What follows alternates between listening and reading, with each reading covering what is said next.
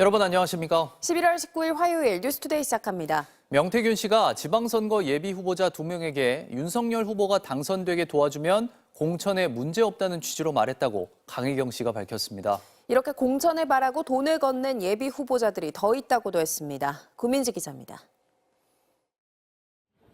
국민의힘 대선 경선이 본격화하던 지난 2021년 9월, 2022년 지방선거 예비 후보자 2명이 명태균 씨 소개로 윤석열 후보와 명함을 교환합니다.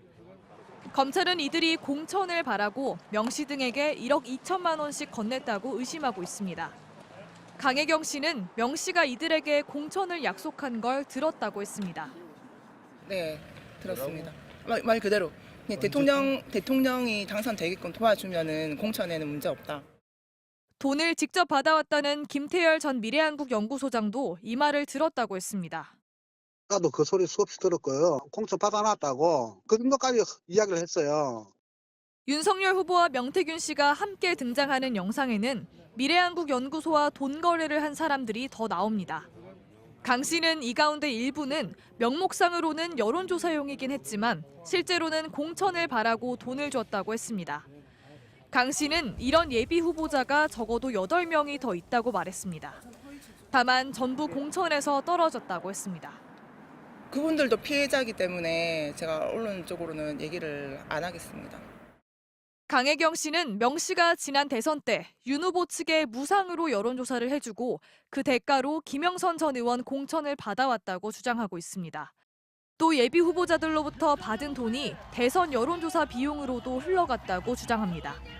명 씨는 공천 대가로 돈을 받은 건 없다는 입장입니다. 하지만 명 씨가 예비 후보들을 이용해 불법 정치 자금을 마련한 정황이 속속 드러나면서 검찰 수사가 영상 속 다른 인물들로 확대될지 관심이 쏠립니다. MBC 뉴스 구민지입니다. 어젯밤 서울 지하철 4호선 동대문역에서 불이 나 열차 20여 대가 1시간 동안 무정차 통과했습니다.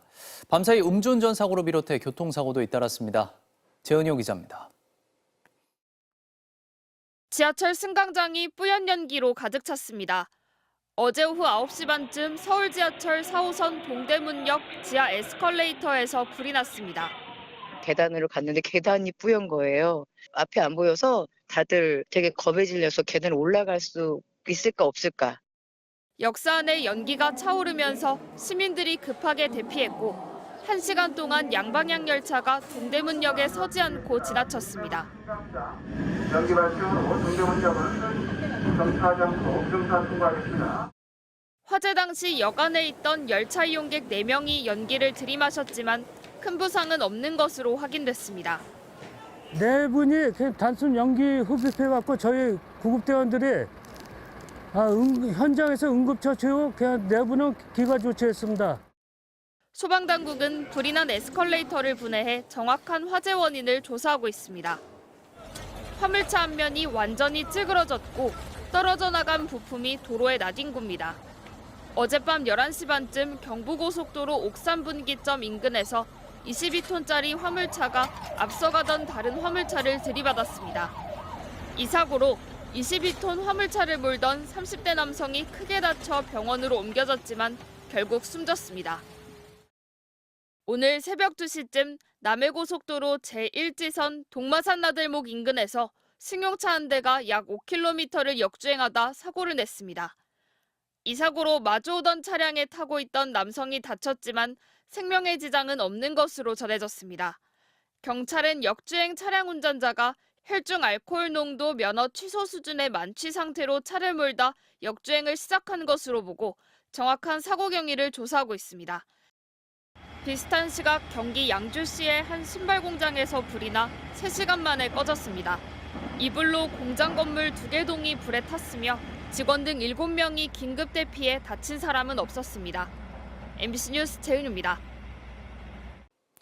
우크라이나가 장거리 미사일로 러시아 본토를 타격하는 걸 미국이 허가했다는 보도에 대해 미국 정부가 시인도 부인도 하지 않았습니다.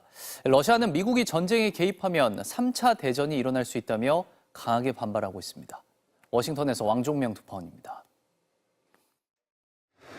우크라이나가 미국산 지대지 미사일로 러시아 본토를 타격할 수 있도록 바이든 정부가 허가했다는 뉴욕타임스 보도에 대해 국무부는 시인도 부인도 하지 않았습니다.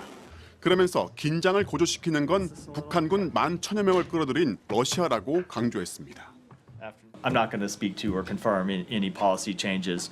But when you look at escalation of this conflict, it has been Russia that has escalated the conflict time and time again. 차기 트럼프 행정부가 우크라이나 무기 지원에 반대하는 것과 배치된다는 지적에 아직 바이든 행정부가 끝난 게 아니라고 일축했습니다. American people elected Joe Biden to a 4-year term, not to a term of 3 years and 10 months. And we will use... 미국 정부의 공식 발표가 없었지만 관련국 반응은 이미 극명하게 엇갈렸습니다. 일단 유럽연합 EU는 다소 늦었지만 반드시 이루어져야 할 결정이라고 호응했습니다. 반대로 러시아는 강도 높게 비난했습니다. 크렘린궁은 미국의 전쟁 개입으로 규정하면서 전쟁이 질적으로 새로운 양상에 돌입할 거라고 반발했고 한 러시아 정치인은 3차 대전이 일어날 수 있다고 경고했습니다. 친러시아 성향 국가들도 반대했습니다. Ide o bezprecedentnú eskaláciu napätia.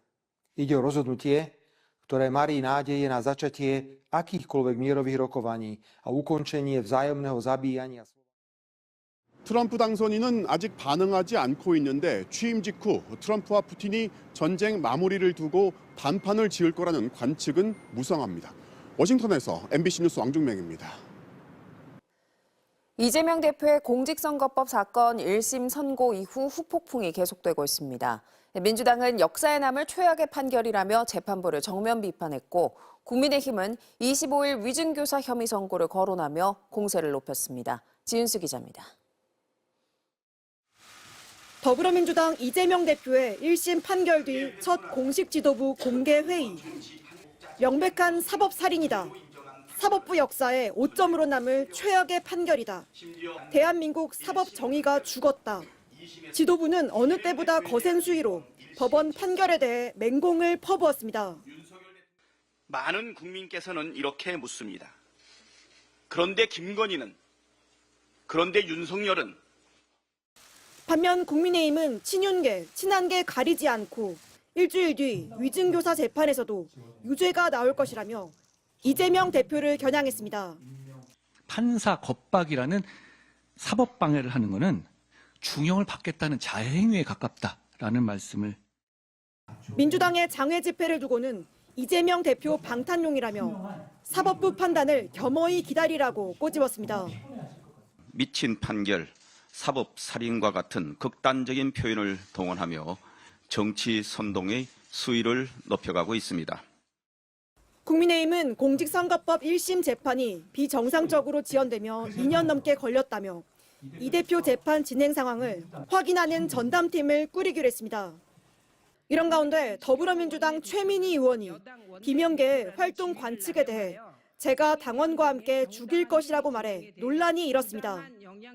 국민의힘은 무도한 극언이라면서 최 의원은 즉각 사과해야 한다고 주장했습니다. MBC 뉴스 지은수입니다.